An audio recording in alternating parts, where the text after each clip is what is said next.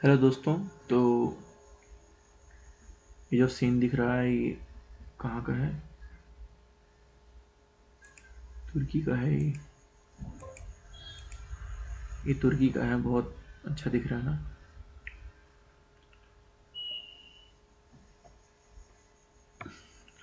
चलो तो test number start करते हैं इसका। टेस्ट नंबर 6 का चल रहा था। 50 क्वेश्चन हो गए हैं अभी अभी हम लोग इसमें 51 नंबर क्वेश्चन से स्टार्ट करेंगे।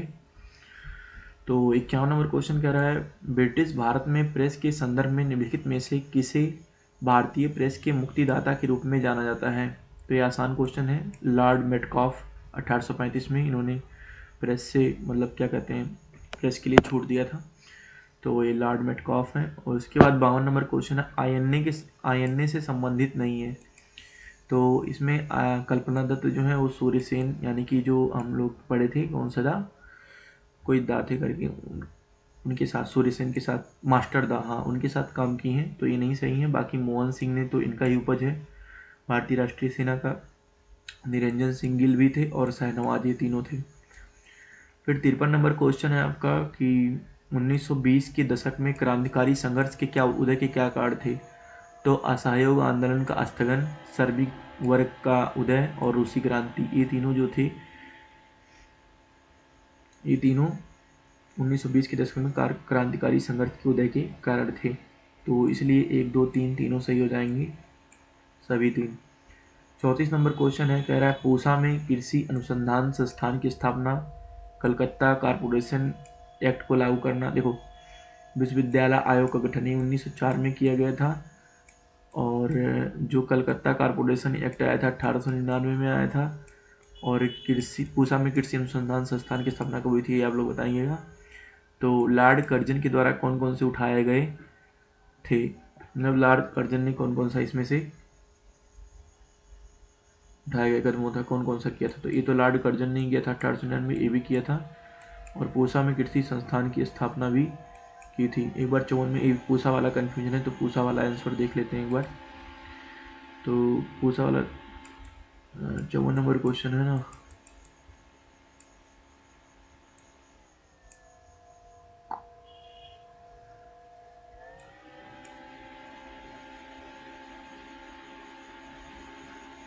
तो हाँ, ये देखिए, पूसा बिहार बंगाल प्रेसिडेंसी में कृषि अनुसंधान संस्थान की स्थापना की गई थी।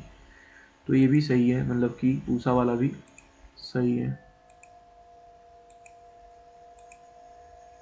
बाकी कलकत्ता कारपोरेशन एक्ट 1899 में और विश्वविद्यालय आयोग 1902 में गठन हुआ था। 1904 मैंने लिख दिया था, 1902 कर लेना।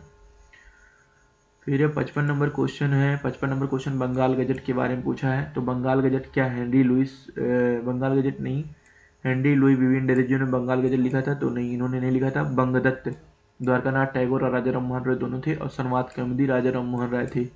तो ये दोनों जो है करेक्ट हो जाएंगे। बाकी पहला इनकरेक्ट हो जाएगा, क्योंकि बंगाल गजट जो था, बंगाल गजट को जो है 1780 में कलकत्ता से मतलब किया जाता था। और इनको थे जेम्स अगस्टस हिक्की, एक आयरिश मैन थे। इंडिया गजट को किया जाता था हेनरी लुइस विवियन डेरोजियो 1785 से कलकत्ता में। और इंडियन हेराल्ड जो कि मद्रास में स्थापना की, मद्रास से प्रकाशित होता था, और विलियम्स ने किया था, इंग्लिश मैन थे, और पब्लिश्ड बाई हमफ्रेस। सन्मौत कौमुदी जो कि 1821-22 में कलकत्ता में राजा राम मोहन राय। बंगदत्त जो है राजा राम मोहन राय द्वारकानाथ टैगोर 1822 में। और राष्ट्रगुप्तार क्या है, एक गुजराती फोर्ट नाइटली है, दादा भाई नौरोजी के द्वारा। हिंदू पैट्रियोट 1853 में कलकत्ता में गिरीश चंद्र घोष के द्वारा। और इंडियन मिरर जो है 1860 में कलकत्ता में देवेंद्र टैगोर के द्वारा। और बंगाली 1862 में कलकत्ता में गिरीश चंद्र घोष के द्वारा। और taken over by S N Banerjee 1879 में। इसके बाद जो है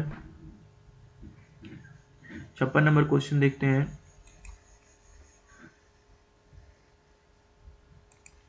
सहायक संधि के बारे में पूछा है।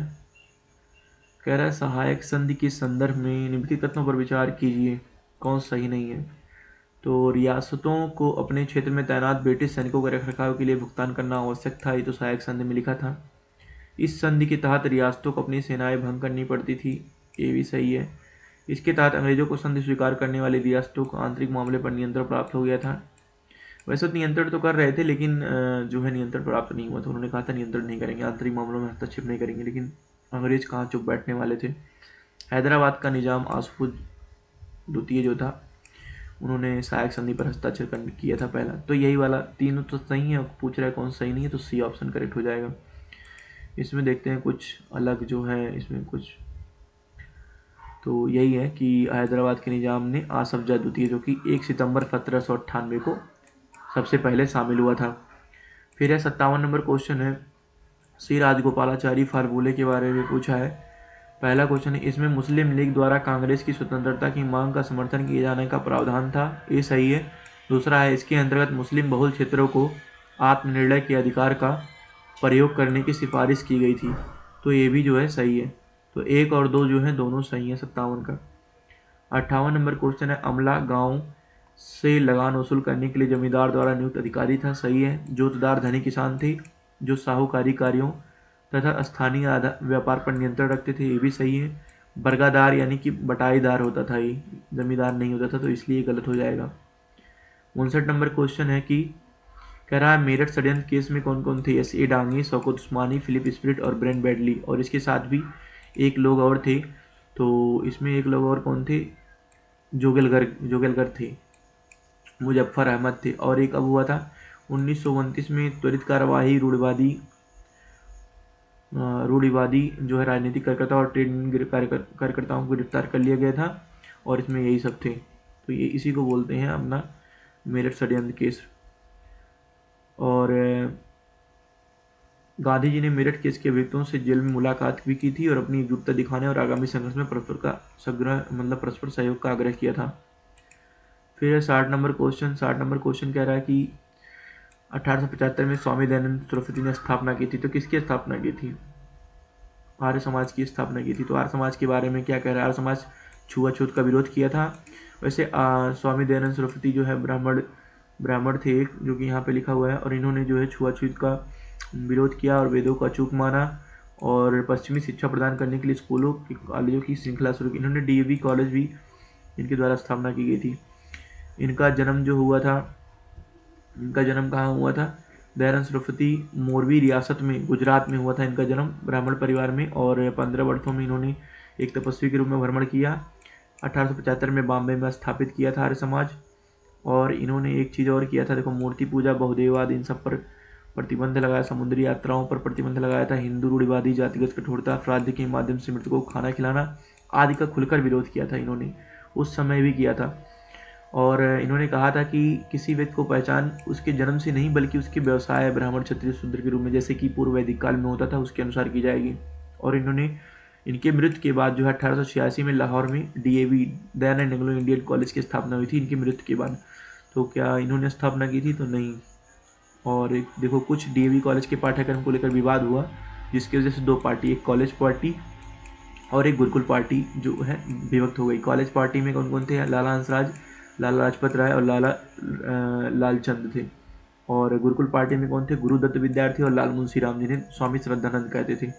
तो ये कुछ इन्फॉर्मेशन चीज़ें हैं इन्फॉर्मेटिव में। अब 61 नंबर क्वेश्चन देखते हैं, हाल ही में सुर्खियों में रहा लैंगिक असमानता सूचकांक। देखो, अगर यहाँ आ लिख के केवल लैंगिक समानता सूचकांक होता तो यूरोपीय लैंगिक समानता जारी करती है, लेकिन चूंकि यहाँ पूछा लैंगिक असमानता सूचकांक, इसलिए यूएनडीपी जारी करती है, जिसमें भारत की स्थिति में सुधार हुआ है और 108वें स्थान पर पहुंची 193 में से, जो कि 2022 में असमानता में। और समानता में कहाँ पहुंची है, समानता में क्या यहाँ पे लिखा हुआ, लैंगिक समानता में जो है 127वें स्थान पर है 2022 की अपेक्षा 2023 में। और विश्व आर्थिक मंच जो है वैश्विक लैंगिक अंतराल रिपोर्ट जारी करता है। तो वैश्विक लैंगिक अंतराल रिपोर्ट कौन जारी करता है, वो जो है विश्व आर्थिक मंच जारी करती है। और लैंगिक असमानता यूएनडीपी जारी करती है, और लैंगिक असमानता यूरोपीय लैंगिक समानता संस्थान जारी करती है। तो ये 61 नंबर क्वेश्चन हो गया। उसके बाद 62 नंबर क्वेश्चन देखते हैं, कह रहा हाल ही में सुर्खियों में रहा याउंडे घोषणा।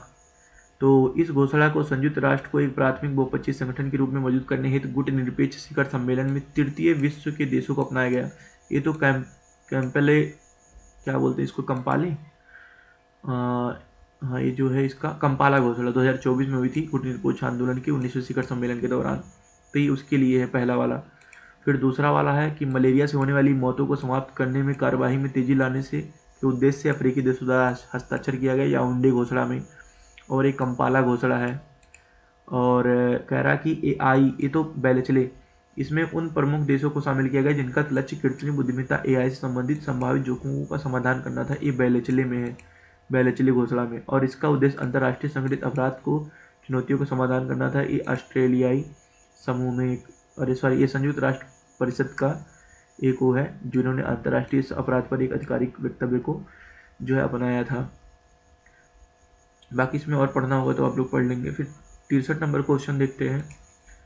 63 नंबर क्वेश्चन कह रहा है राष्ट्रीय शहरी सहकारी वित्त और विकास निगम यानी CFDC के संदर्भ में पूछा है। यह भारत में शहरी सहकारी बैंकों के लिए अम्ब्रेला संगठन के रूप में कार्य करता है। ये करेक्ट है। ये RBI के तहत जमा स्वीकार करने वाली, जमा स्वीकार नहीं करती है, तो ये गलत है। तो इसलिए पहला ऑप्शन जो है CFDC के बारे में सही हो जाएगा, जिसका नाम है, अब देखो, सहकारिता मंत्रालय के अंतर्गत आता है। सहकारिता मंत्रालय के अंतर्गत इसका गठन हुआ है। क्या नाम है इसका? राष्ट्रीय शहरी सहकारी वित्त और विकास निगम लिमिटेड। और इसमें श्री एन विश्वनाथन की अध्यक्षता में RBI के कार्य समूह ने पहली बार इसका अम्ब्रेला संगठन पर जोर दिया है। और ये जो है क्या करती है, आपका जमा स्वीकार नहीं करती है, जमा स्वीकार नहीं करती है, और 1949 की बैंकिंग विनियमन अधिनियम का पालन करती है। तो ये हो जाएगा। फिर 64 नंबर क्वेश्चन है भारतीय वाणिज्य एवं उद्योग महासंघ फिक्की के बारे में पूछ रहा है। क्या इसका गठन 1927 में भारत के सभी भागों के प्रतिनिधित्व के साथ किया गया था? ये सही है। इसने ब्रिटिश सरकार द्वारा मान्यता नहीं दी गई, गलत है, क्योंकि मान्यता दे दी थी। इसका तत्कालीन राजनीति से कोई संबंध नहीं था, ये गलत है, क्योंकि राजनीति संबंध था और पूंजीवादी वर्ग के हितों तक सीमित था, नहीं, राजनीति से भी ये संबंध था। तो इसके लिए इसका पहला ऑप्शन ही करेक्ट हो जाएगा। 65 नंबर कह रहा है चौकीदार कर विरोधी अभियान बिहार में हुआ था, करेक्ट है। वन कानून का उल्लंघन महाराष्ट्र में, करेक्ट है। कर ना दो लगान ना दो उत्तर प्रदेश। ये सब संविधान अवज्ञा आंदोलन के दौरान किए गए थे, तो इसलिए सभी तीनों सही हैं 65 का। तो 65 का आंसर देख लेते हैं। 65 में सभी तीनों सही हैं। चलो, इसमें कुछ पढ़ने वाला नहीं है। अगर आपको इसमें कुछ पढ़ने वाला लगेगा तो यहाँ पे देख लीजिएगा, आप लोग पढ़ लीजिएगा। 66 नंबर क्वेश्चन है कि भारतीय स्वतंत्रता 1945 के बारे में पूछ रहा है। कह रहा है ब्रिटिश संसद द्वारा इस अधिनियम को पारित किया गया माउंटबेटन योजना, सही है। भारत और पाकिस्तान के दोनों के लिए एक गवर्नर जनरल, गलत है, जिन्ना थे गवर्नर जनरल पाकिस्तान के, और भारत के माउंटबेटन ही थे, तो इसलिए पहला ऑप्शन सही हो जाएगा। 1947 के अन्य चीज़ों के बारे में अगर देखा जाए तो 5 जुलाई 1947 को पारित हुआ था, और 18 जुलाई 1947 को ब्रिटिश सम्राट की स्वीकृति प्राप्त हुई थी। मोहम्मद अली पाकिस्तान के वो थे, गवर्नर जनरल थे। भारत और पाकिस्तान की सरकारों को ब्रिटिश उत्तरदायित्व समाप्त हो गया था।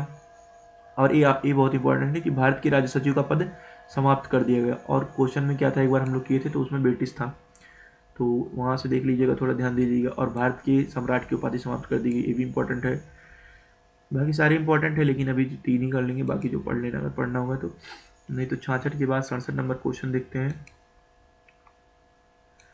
67 नंबर कांग्रेस सोशलिस्ट पार्टी के बारे में पूछ रहा है कि निम्नलिखित कथनों पर विचार कीजिए। इसका गठन 1934 में आचार्य नरेंद्र देव और जयप्रकाश नारायण के द्वारा किया गया, सही है।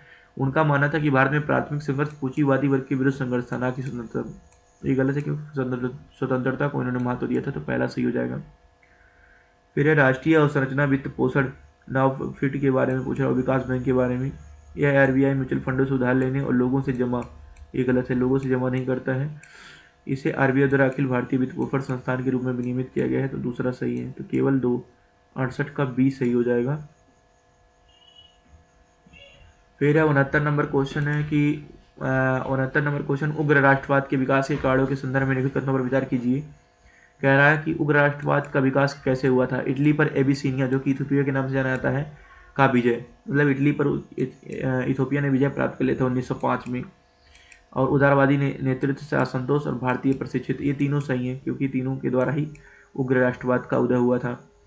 तो इसमें देखो एक चीज़ और दिया है 69 की, क्या देखते हैं इसमें।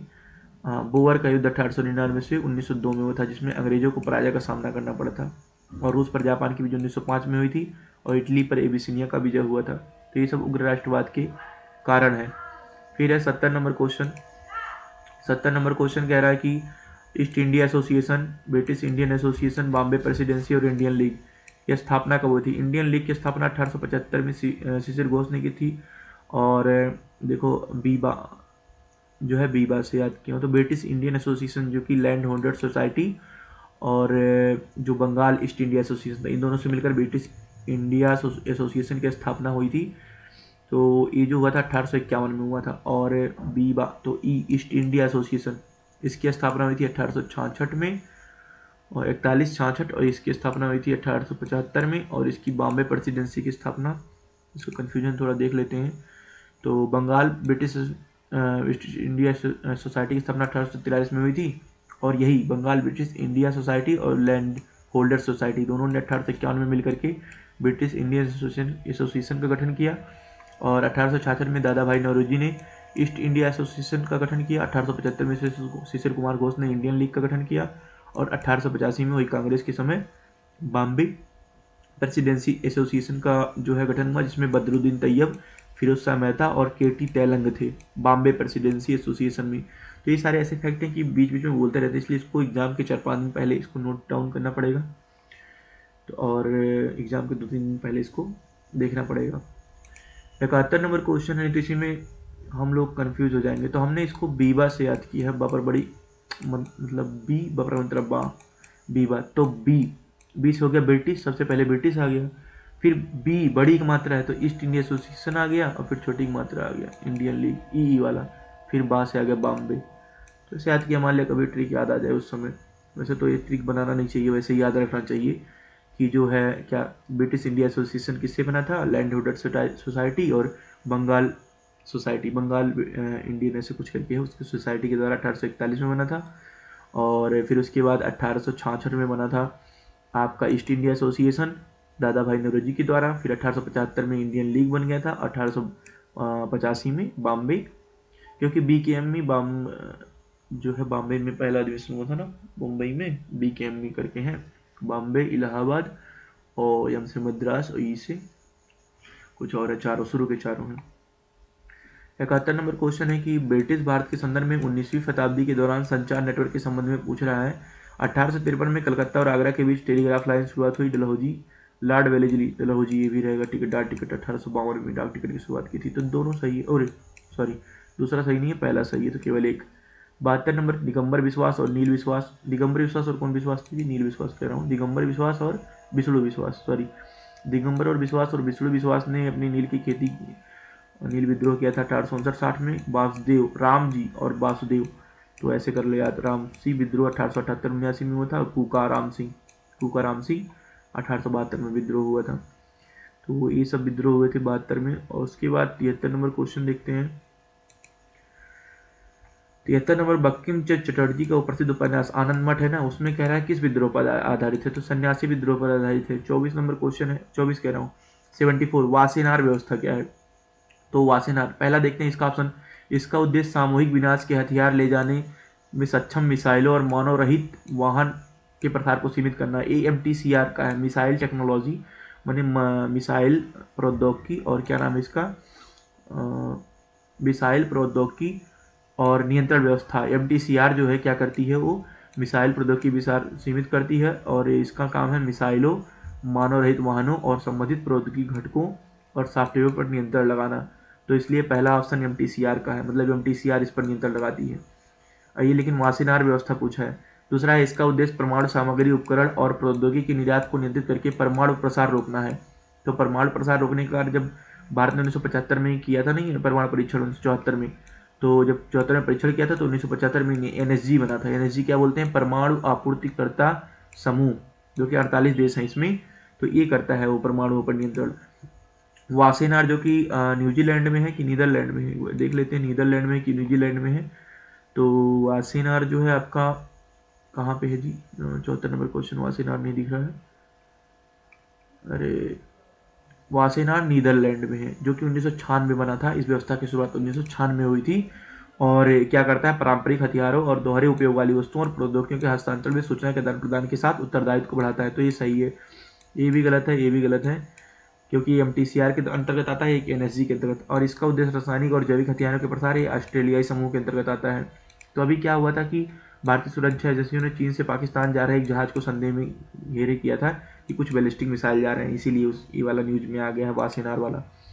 75 नंबर वंदे मातरम आंदोलन के बारे में पूछ रहा, जो 1907 में स्वदेशी आंदोलन के संदर्भ में शुरू हुआ था। निम्नलिखित में से किस आधुनिक राज्य में हुआ था? तो ये आंध्र प्रदेश में हुआ था वंदे मातरम आंदोलन। तो इसका भी आंसर एक बार देख लेना, ऐसे दिखा देता हूँ इसमें कुछ।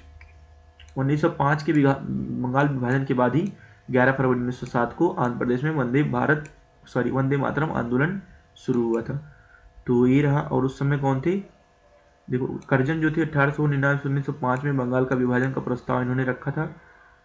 और इस विभाजन का आधिकारिक कारण बंगाल के बड़े आकार की वजह से होने वाली प्रशासनिक असुविधा बताया गया था, क्योंकि जो विभाजन हुआ था उस कहा गया था कि बंगाल में बड़े आकार है ना, तो उसमें प्रशासनिक असुविधा हो रही है। हालांकि यह विभाजन धार्मिक और राजनीतिक उद्देश्यों से भी प्रेरित था। बंगाल के दो भागों अर्थात पूर्वी बंगाल एवं असम का पहला भाग तथा शेष बंगाल दूसरा भाग में विभाजित किया जाना था।